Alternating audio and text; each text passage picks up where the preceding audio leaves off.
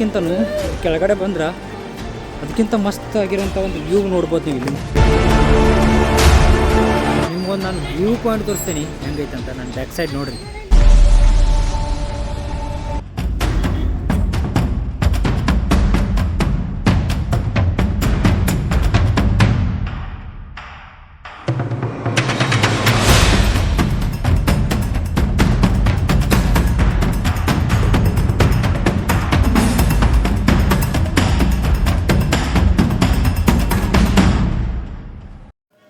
ಈ ಟಿಕೆಟ್ ಕೌಂಟ್ರದಾಗ 30 ರೂಪಾಯಿ ಪೇ ಮಾಡಿ ನೀವು ಫಾಲ್ಸ್ ನೋಡಕ್ಕೆ ಹೋಗ್ಬೇಕು. ಮಾಗೋಡು ಫಾಲ್ಸ್ ಇಲ್ಲಿ ಬರುವಂಥ ಪ್ರತಿಯೊಬ್ಬರಿಗೆ ಇವ್ರು 30 ರೂಪಾಯಿ ತೊಗೋತಿದ್ರು. ಬಟ್ ರಿಟರ್ನ್ ಟಿಕೆಟ್ಸ್ನ ಕೊಡತ್ತಿದ್ದಿಲ್ಲ. ಇಲ್ಲಿಂದ ನಾವು 100-200 ಮೀಟರ್ ಅಷ್ಟು ನಡ್ಕೊಂತ ಕೆಳಗೆ ಹೋದ್ರೆ ನಿಮ್ಗೆ ಫಾಲ್ಸ್ದು ವ್ಯೂ ಸಿಗ್ತೈತಿ. Beautiful nature. ಇಲ್ಲಿ ಸೈಡ್ ಕ್ಯಾಂಟೀನ್ ಐತಿ. ಬಟ್ ಊಟದ ವ್ಯವಸ್ಥೆ ಅದು ಐತಿಲ್ಲ ಅಂತ ನಂಗೆ ಅಷ್ಟು ಕನ್ಫರ್ಮ್ ಗೊತ್ತಿಲ್ಲ. ಮಕ್ಕಳಿಗೆ ಆಟ ಆಡಕ್ಕೆ. ಆದರೆ ಇಲ್ಲಿ ಸಣ್ಣ ಮಕ್ಕಳಿಗಿಂತ ನಮ್ಮ ದೊಡ್ಡವರ ಆಟ ಆಡತ್ತಾರ.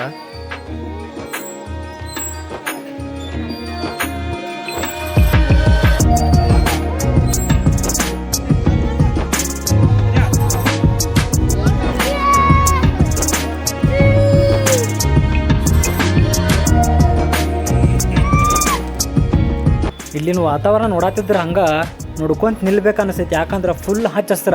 ಇನ್ನೂ ಮಳೆಗಾಲ ಸ್ಟಾರ್ಟ್ ಆಗಿಲ್ಲ ಅಂದ್ರೂ ಎಷ್ಟು ಹಚ್ಚ ಹಸ್ರು ಕಾಣೈತೆ ಅಂತಂದ್ರೆ ನೀವು ನೋಡ್ಬೋದು. ಇಲ್ಲಿ ನಿಮ್ಗೊಂದು ನಾನು ವ್ಯೂ ಪಾಯಿಂಟ್ ತೋರಿಸ್ತೀನಿ ಹೆಂಗೈತೆ ಅಂತ. ನಾನು ಬ್ಯಾಕ್ ಸೈಡ್ ನೋಡ್ರಿ.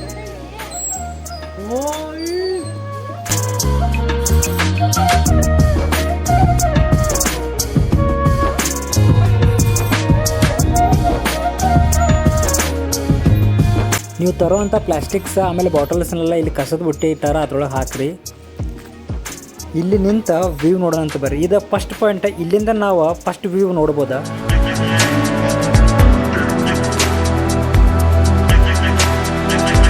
ಆ ಫಾಲ್ಸಿನ ಸೌಂಡ್ ಕೇಳಿಸ್ಕೊರಿ ಹೆಂಗೆ ಬರತೈತಿ ಅಂತ.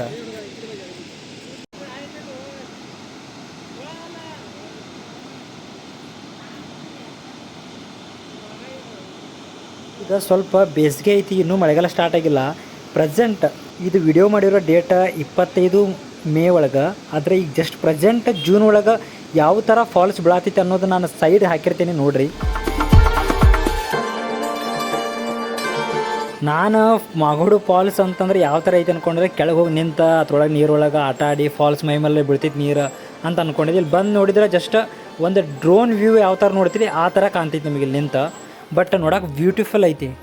ಈ ಫಾಲ್ಸ್ದು ಇನ್ನೊಂದು ವಿಶೇಷ ಏನಂದ್ರೆ ನಮ್ಮ ಹುಬ್ಬಳ್ಳಿ ಉಣಕಲ್ ಕೆರೆ ನೀರು ಇಲ್ಲಿಗೆ ಬರ್ತಾವ ಅನ್ನೋದು ಇನ್ನೂ ವಿಶೇಷ ಅಂತ ಹೇಳ್ಬೋದು. ಉಣಕಲ್ ಕೆರೆ ನೀರು ಈ ಬೆಡ್ತಿ ನದಿಗೆ ಸೇರಿ ಫಾಲ್ಸ್ ಆಗಿ ಇಲ್ಲಿಂದ ಬೀಳ್ತೈತಿ. ಇನ್ನೂ ಸ್ವಲ್ಪ ಮುಂದೆ ಹೋದ್ರೆ ನೀವು ಇಲ್ಲಿ ಹುಳಿ ಮಾಗೋಡು ಫಾಲ್ಸ್ನು ನೋಡ್ಬೋದು.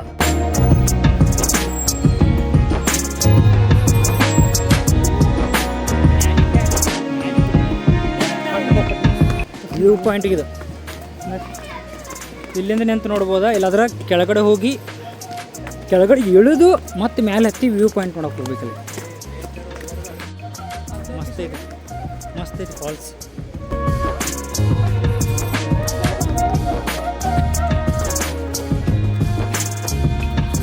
ಇಲ್ಲಿಂದ ಮಸ್ತ್ ಅಂತಿದಲ್ಲ ಫಾಲ್ಸ್. ಮಳೆಗಾಲದಾಗ ಇನ್ನೂ ಮಸ್ತ್ ಇರ್ತೈತಿ ನೋಡೋಕೆ. ಅಲ್ಲಿ ನಿಂತು ನೋಡೋದಕ್ಕಿಂತನೂ ಕೆಳಗಡೆ ಬಂದ್ರೆ ಅದಕ್ಕಿಂತ ಮಸ್ತ್ ಆಗಿರೋಂಥ ಒಂದು ವ್ಯೂ ನೋಡ್ಬೋದು ನೀವು ಇಲ್ಲಿಂದ.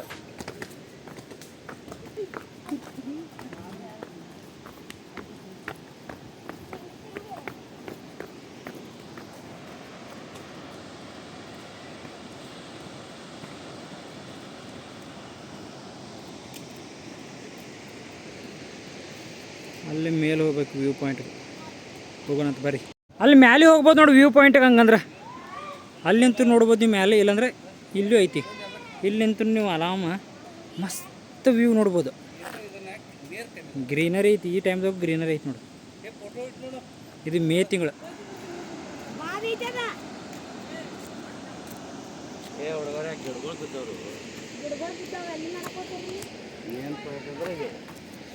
ವ್ಯೂ ಪಾಯಿಂಟ್ ನೋಡ್ಕೊಂಡು ಬಂದ ಬಿಡೋದು ಪಟ್ಟಣ.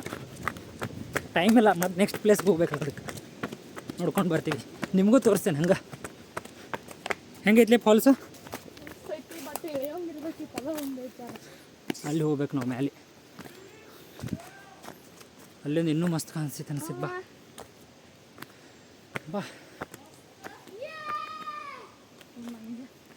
ಆದಿಮಾನವ ಬ್ಯಾಕ್ಗ್ರೌಂಡ್ ಎಷ್ಟು ಮಸ್ತ್ ಐತೆ ನೋಡಲಿ.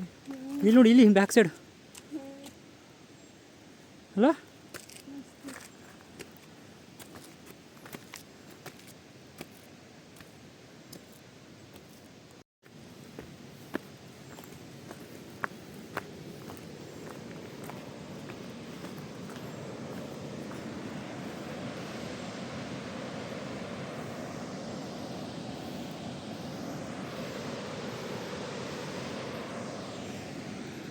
ಇದು ಆ್ಯಕ್ಚುಲಿ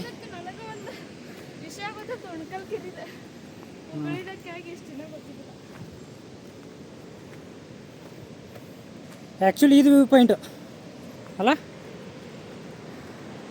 ಅಲ್ಲಿ ನಿಂತು ನೋಡೋದಕ್ಕೂ ಇಲ್ಲಿ ಬಂದು ನೋಡೋದಕ್ಕೂ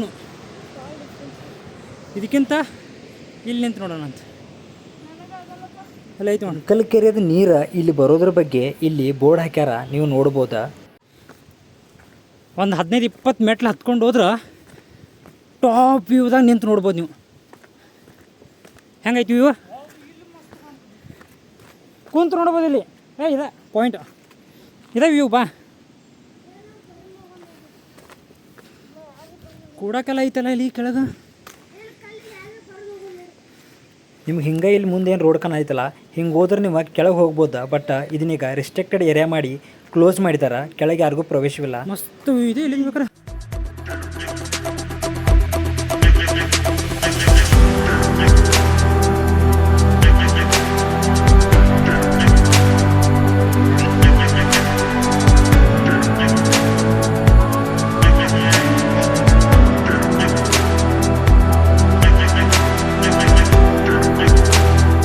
ಗಿಡ ಹೆಂಗೆ ಬಿದ್ದ ನೋಡಲ್ಲಿ ಗಿಡ.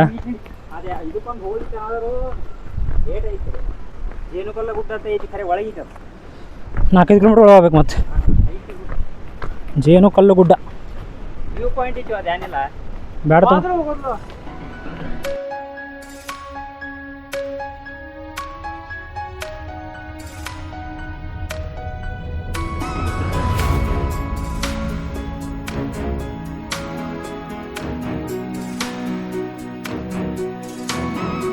ಅಂಗಗಳ ಕಾಟ ಭಾಳ ಇರ್ತೈತಿ. ನೀವೇನಾರ ತಿಂಡಿ ತಿನಿಸು ಅದು ತಂದಿದ್ರಂದ್ರೆ ಅದ್ರ ಕೈಯಾಗ ಕೊಡೋದು ಮಾಡೋದಲ್ಲಿ ಮಾಡೋಕೆ ಹೋಗ್ಬೇಡ್ರಿ.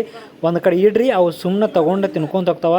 ಕೆಲವೊಂದಿಷ್ಟು ಜನ ಇಲ್ಲಿ ಹುಡುಗರು ಬಂದವ್ರು ಏನು ಮಾಡತ್ತೀರಂದ್ರೆ ಬಿಸ್ಕಿಟ್ನ ಹಾರಿಸೋದು, ಅದಕ್ಕೆ ಏನೋ ಹೊಡೆಯೋದು ಹಂಗೆ ಮಾಡೋದು ಎಲ್ಲ ಮಾಡತ್ತಿದ್ರು.